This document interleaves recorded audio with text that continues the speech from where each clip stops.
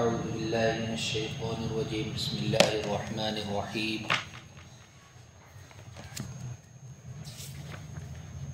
فَإِذَا قَضَيْتُم مَّنَاسِكَكُمْ فَاذْكُرُوا اللَّهَ كَذِكْرِكُمْ آبَاءَكُمْ أَوْ أَشَدَّ ذِكْرًا فَمِنَ النَّاسِ مَن يَقُولُ رَبَّنَا آتِنَا فِي الدُّنْيَا وَمَا لَهُ فِي الْآخِرَةِ مِنْ خَلَاقٍ ومنهم من يقول ربنا آتنا في الدنيا حسنة وفي الآخرة حسنة وقنا عذاب النار أولئك لهم نصيب مما كسبوا والله سريع الحساب واذكروا الله في أيام معدودات فمن تعجل في يومين فلا إثم عليه ومن تأخر فلا إثم عليه لمن اتقى واتقوا الله واعلموا أنكم إليه تحشرون۔ پھر جب تم اپنے حج کے طریقے کو ادا کر سکو تو جیسے اسلام سے پہلے تم اپنے باپ دادا کو یاد کرتے تھے اسی طرح یا اس سے بڑھ کر تم اللہ کو یاد کرو۔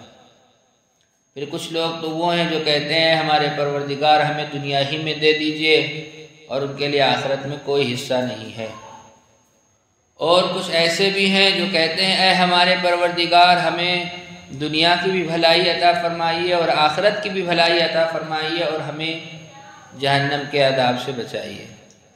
یہی وہ لوگ ہیں جن کو ان کے اعمال کا حصہ ملے گا اور اللہ رب العزت جلدی حساب لینے والے ہیں۔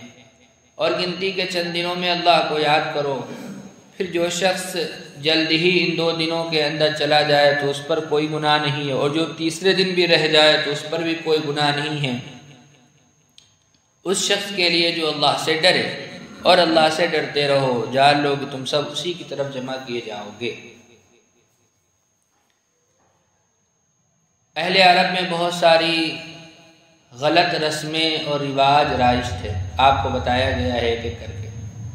ان میں سے ایک غلط رسم ان کے درمیان یہ رائج تھی کہ اہل عرب جب حج کے ارکان کو ادا کر لیتے تھے تو اس کے بعد پھر مینا میں جمع ہوتے تھے اور مینا کے اندر اپنے باپ دادا پردادا اور اپنے قبیلے والوں کا تذکرہ کرتے تھے، ان کو یاد کرتے تھے، ان کو اشعار پر پڑھتے تھے فخریہ انداز میں۔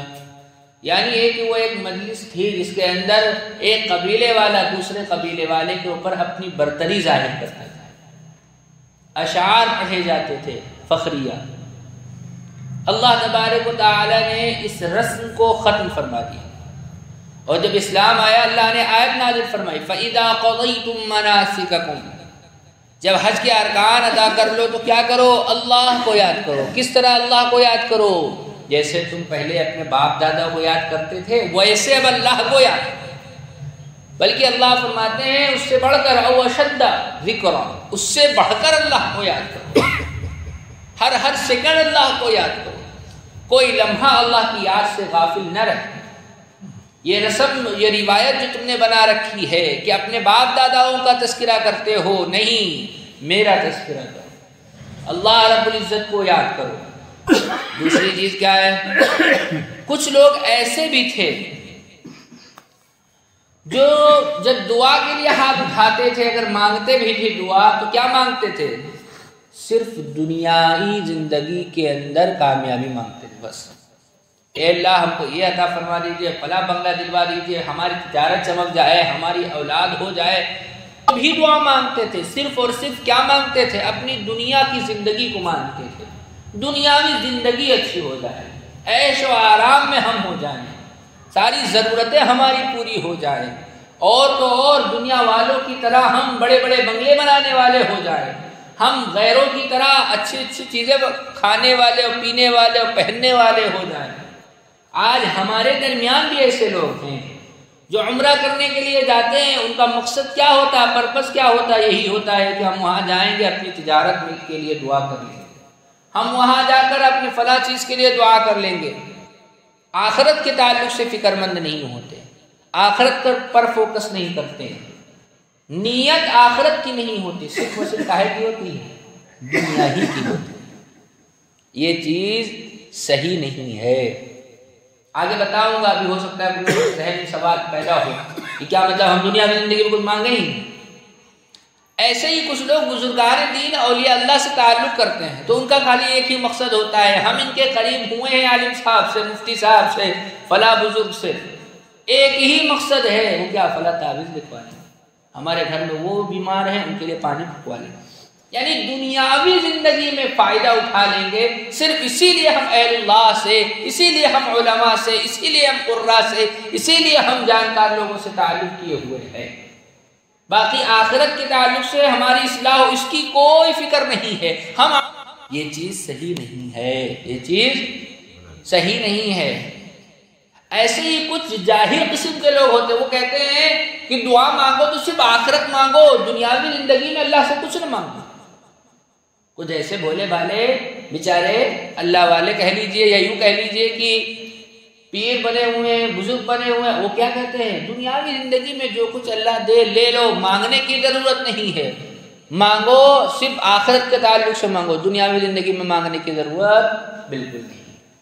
دونوں نظریات صحیح نہیں ہیں، صرف دنیا مانگنا یہ بھی صحیح نہیں، اور صرف آخرت مانگنا یہ بھی صحیح نہیں ہے، بلکہ دونوں چیزیں مانگنی چاہیے، البتہ اول درجے میں ترجیح اس کو حاصل ہونی چاہیے، آخرت کو حاصل ہونی چاہیے۔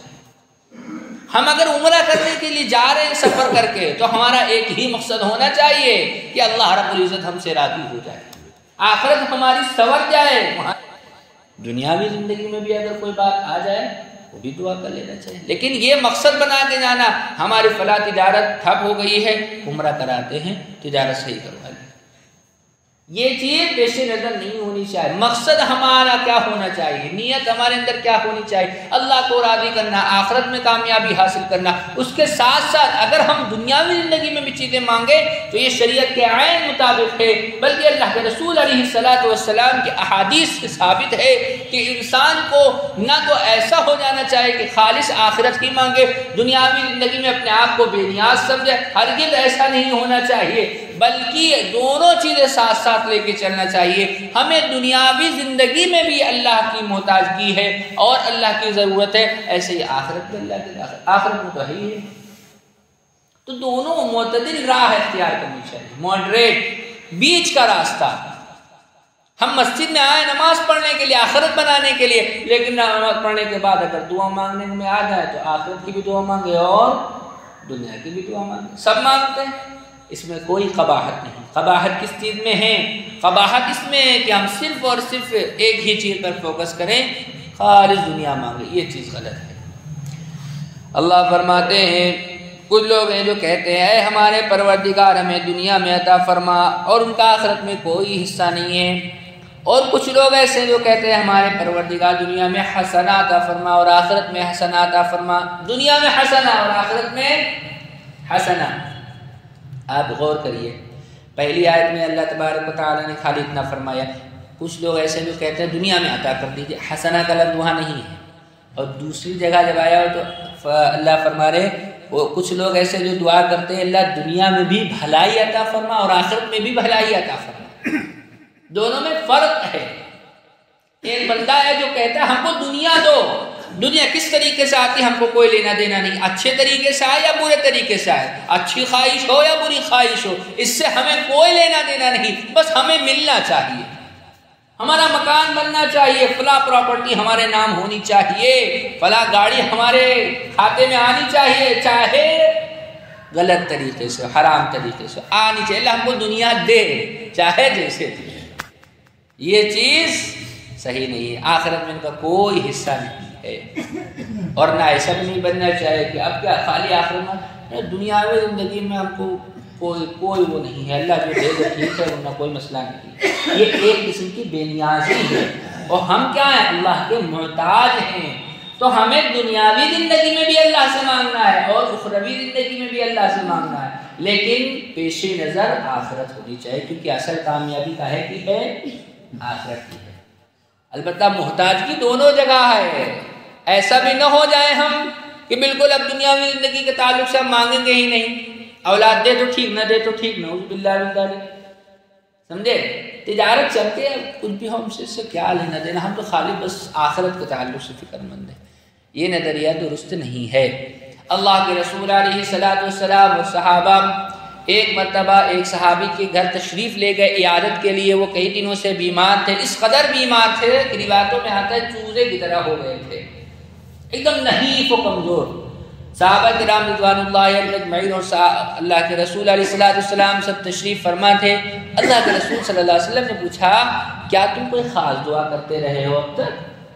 تو انہوں نے کہا اللہ کے رسول جی میں ایک دعا کرتا تھا کہ اے اللہ تبارک و تعالی جو ہمیں آخرت میں سزا ملنے والی ہے اسے دنیا ہی میں عطا کر دیجیے۔ اللہ کے رسول علیہ السلام نے فرمایا سبحان اللہ، تم اس کی سکت نہیں رکھتے ہو، تم اس کی طاقت نہیں رکھتے ہو، تمہیں صرف اللہ تبارک و تعالیٰ سے یہ دعا کرنی چاہیے اللہ دنیا میں بھی عافیت سے رکھ اور آخرت میں بھی عافیت سے رکھ۔ اللہ کے رسول نے ہمیں دعا سکھائی ہے اللہم انی اسألک العفو والعافیہ والمعافاة الدائم فی الدنیا والآخرہ، عافیت عطا فرما دنیا میں بھی اور آخرت میں بھی۔ انتہائی جامع ترین دعا ہے، اس دعا کو اہتمام کے ساتھ پڑھنا چاہیے۔ عافیت سب سے بڑی چیز، سب سے انمول نعمت ہے اللہ رب العزت کی۔ ہمارے پاس کھانے کے لیے ہے، ہمارے پاس پہننے کے لیے ہے، چاہے تھوڑا ہو، صحت ہے، عافیت ہے، پریشانی نہیں ہے، ہیڈک نہیں کسی چیز کی، مڈل کلاس میں رہ رہے سکون سے زندگی گزر رہی ہے، اللہ کا شکر ادا کرنا چاہیے، عافیت کے ساتھ آپ رہیں، ورنہ پتہ چلے کہ انسان کے پاس کروڑوں اربوں روپیہ ہے، سمجھے، لاکھوں لاکھ کی پراپرٹی ہے، اربوں ارب کی پراپرٹی ہے، لیکن کھانے کے لیے اسے نمکین کھانا کھانا پڑتا ہے، میٹھا نہیں کھا سکتا، شوگر ہے۔ سمجھ رہے ہیں کہ نہیں سمجھ رہے؟ گردے فیل ہو چکے ہیں، ہر 20 دن پہ اس کو ڈائلسس ہوتا ہے۔ ایسے ہی اور کوئی بیماری لاحق ہو گئی تو ساری دولت دھری کی دھری رہ گئی کہ نہیں دھری رہ گئی؟ کوئی فائدہ، اسی لیے اللہ سے ہمیشہ عافیت مانگتے رہنا چاہیے، دعا کرتے رہنا چاہیے اللہ میں عافیت، جب تک ہم دنیا میں زندہ رہے اللہ عافیت سے رکھ، اور جب موت آ جائے گی تو ہم چاہے نہ چاہے جہاں جانا ہی پڑے گا۔ کوئی انسان چاہ کر مر نہیں سکتا اور کوئی انسان چاہ کر جی نہیں سکتا، سمجھ رہے ہیں؟ اللہ تبارک و تعالی انتہائی پاورفل ہے، جب چاہیں گے جہاں سے چاہیں گے گھسیٹ لائیں گے، چاہے جہاں گھس جاؤ، سمندر کے تہ کے اندر چلے جاؤ، سمندر کے تہ میں بھی کچھ لوگ مرے تھے پچھلے سال، آپ نے انہیں سنا ہوگا، سب مرین میں بیٹھ کر گئے تھے اور وہیں پھٹ گئی سب مرین، مر گئے تھے نہیں، اور سب کروڑ پتی ارب پتی لوگ تھے، لیکن گئے سمندر کے اندر اور وہاں موت ان کی لکھی ہوئی تھی، تو کہاں اچھا بھلے خشکی میں ٹہل رہے تھے، لیکن اللہ تبارک و تعالیٰ نے موت ان کو سمندر کی تہ میں لکھ رکھی تھی، اس لیے سب مرین میں بیٹھ کر کے وہ گئے تھے ٹائٹینک جہاز دیکھنے کے لیے، اس کا ملبہ دیکھنے کے لیے، اور وہاں پہ پانی کا پریشر بہت زیادہ ہوتا ہے، اور وہ گئے، اتنا زیادہ پانی کا پریشر پڑا کہ وہ جھیل نہیں پائے، وہ پھٹ گئے، اور پھٹنے کے ساتھ ہی سب مر گئے، سب ارب پتی تھے۔ تو اللہ تبارک و تعالیٰ کا نظام، اللہ کی حکمتیں کوئی نہیں سمجھ سکتا میرے بھائیوں، تو یہ اللہ کا نظام ہے، اللہ تبارک و تعالیٰ جب چاہے جس کو چاہے تہس نہس کر سکتا ہے، کوئی کسی کو کبھی نقصان نہیں پہنچا سکتا اگر اللہ نہ چاہے نقصان پہنچائے، اور کوئی کسی کو بچا نہیں سکتا اگر اللہ چاہے نقصان پہنچائے۔ فرمایا اللہ تبارک و تعالیٰ نے، کچھ لوگ تو ایسے ہیں جو کہتے ہیں اللہ تبارک و تعالیٰ ہمیں دنیا میں بھلائی، اب دیکھو کچھ ایسے ہیں جو کیا دعا مانگتے ہیں تو کہتے ہیں اللہ دنیا ہم کو عطا فرما، لیکن بھلائی کے ساتھ عطا فرما، اچھے طریقے پر عطا فرما، اور آخرت میں بھی بھلائی عطا فرما، اور ساتھ ساتھ یہ بھی دعا کرتے ہیں ہم کو جہنم کے عذاب سے بچائے۔ یہی وہ لوگ ہیں جن کے ان کے اعمال کا حصہ ہوگا آخرت میں، اللہ رب العزت جلد حساب لینے والے ہیں۔ دو معنی ہو سکتے ہیں جلد حساب لینے کے، ایک تو معنی یہ ہو سکتا ہے کہ ہم لوگ یہ سمجھتے ہیں کہ اگر ایک دکان کا حساب کتاب کرنا ہوتا ہے تو صبح سے لے کے شام تک لگو، 10-15 لوگ لگے، پھر بھی قاعدے سے حساب کتاب نہیں ہو پاتا۔ عام طور پر جب رمضان آتا ہے تو علماء تقریر کرتے ہیں، کہتے ہیں زکوٰۃ حساب لگا کر کے دینا چاہیے، تو وہ اپنا عذر پیش کرتے ہیں، مفتی صاحب اتنا سامان ہے اس کے اندر، ہم کہاں سے حساب کتاب لگا سکتے ہیں؟ ہم نہیں لگا سکتے حساب کتاب، اندازہ کر کے دے دیتے ہیں، اللہ مالک ہے، اللہ چاہے گا قبول کر لے، لیکن زیادہ ہی نکالتے، کیا کہتے ہیں؟ زیادہ ہی نکالتے۔ تو ہم دنیاوی چیزوں پر قیاس کرتے ہیں، ہم بھی یہ سوچ رہے ہیں کہ پوری دنیا کا اللہ رب العزت حساب و کتاب کرے گا، جب سے دنیا بنی ہے اور قیامت جب تک آئے گی، کتنے کروڑ اربوں لوگ آئے ہوئے ہوں گے، ان تمام لوگوں کے ساری زندگی کا حساب و کتاب اللہ تبارک و تعالیٰ کرے گا، تو ہو سکتا ہے ہمارے ذہن میں یہ سوال آتا ہو کہ اللہ رب العزت کو کتنے دن لگیں گے، عرصہ لگ جائے گا حساب کرتے کرتے۔ اللہ رب العزت نے فرمایا اللہ واللہ سریع الحساب، اللہ جلد حساب لینے والا، چٹکیوں میں سب کا حساب ہو جائے گا، چٹکیوں میں سب کا کیا ہو جائے گا؟ حساب ہو جائے گا۔ ایک تو معنی یہ ہے، دوسرا معنی کیا؟ دوسرا معنی یہ ہے کہ قیامت دور نہیں ہے، جیسے ہی مرو گے مرنے کے بعد سلا دیے جاؤ گے، اگر اچھے اعمال کیے ہو تو ٹھیک ہے آرام سے سو گے، اور اگر برے اعمال کیے ہو تو عذاب کے ساتھ سو جاؤ گے، اور سونے کے بعد پھر قیامت آ جائے گی، قیامت میں اللہ رب العزت حساب و کتاب کرے گا۔ تو اللہ فرما رہا ہے کہ یہ دور نہیں ہے، یہ دن قریب ہی ہے، جلدی ہی حساب ہونے والا ہے، یہ مت سمجھو بہت دن باقی ابھی نہیں، اللہ رب العزت جلد حساب لینے والا ہے۔ واللہ سریع الحساب۔ کتنے لوگ ایسے تھے جو گزشتہ سال یہاں نمازیں پڑھتے تھے، آج نہیں ہے ہمارے درمیان، انتقال کر گئے کہ نہیں کر گئے، کچھ پتہ نہیں۔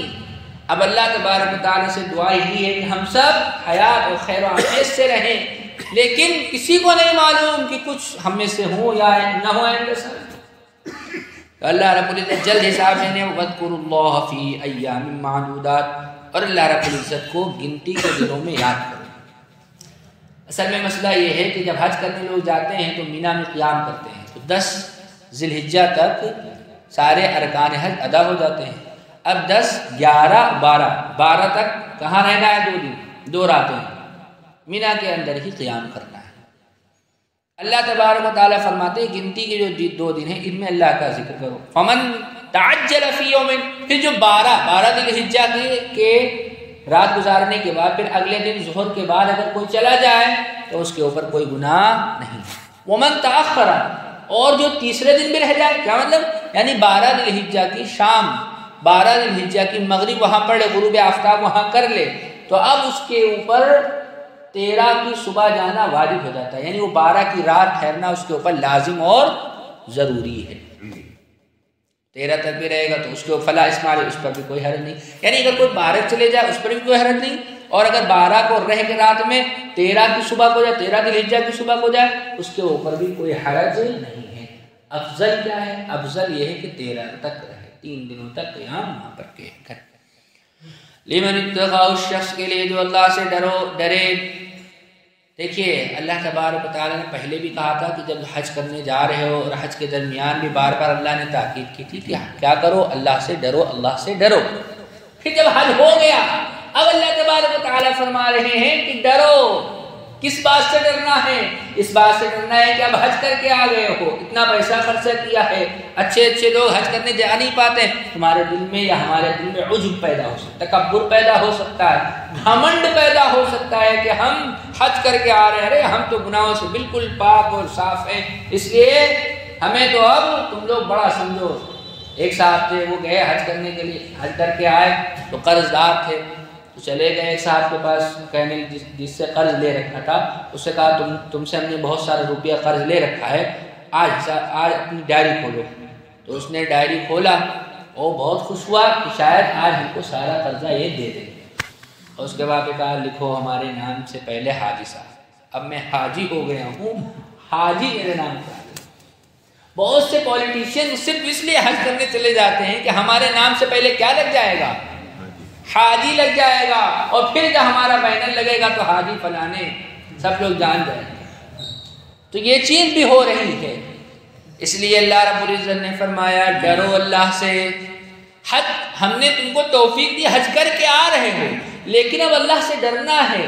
اب حج کے بعد بھی زندگی ایسے گزارنی ہے گویا کہ تم نے کچھ کیا ہی نہیں ہے، تھوڑا ہی عمل کیا۔ تواضع اور انکساری کے ساتھ مولانا رومی رحمۃ اللہ علیہ کے بارے میں آتا ہے کہ ان کے ایک مرید تھے، اور وہ بھی بہت بڑے بزرگ تھے، ان کے ماتھے کے اوپر نور چمکتا رہتا تھا۔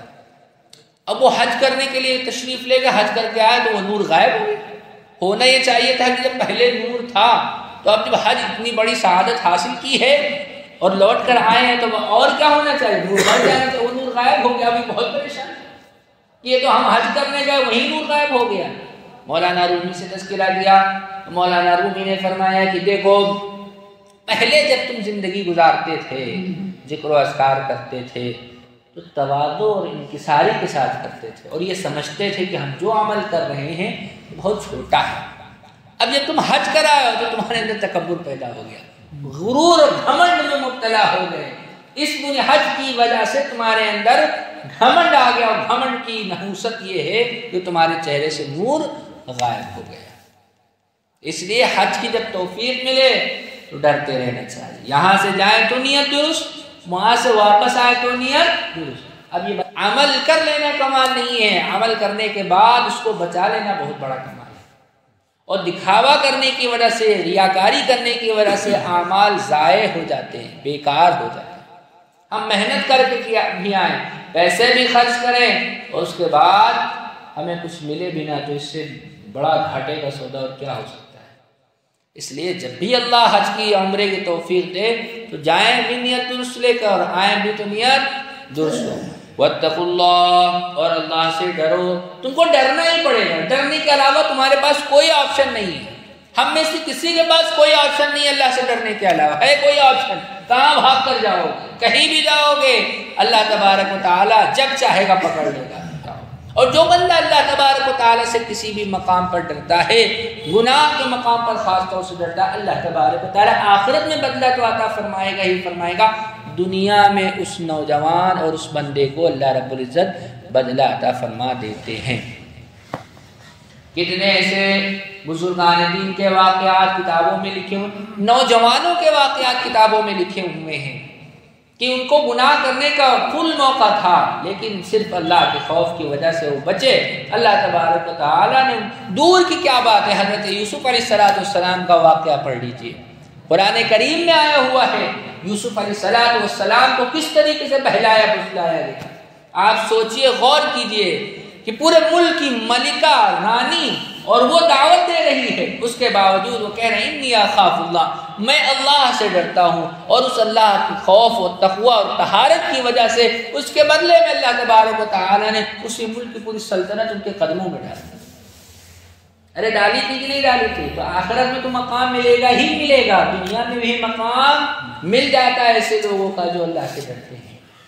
واتقوا اللہ واعلموا، اللہ سے ڈرتے رہو، جان لو تم کہاں لوٹ کر آؤ گے، تحشرون، جمع ہماری پاس کی جاؤ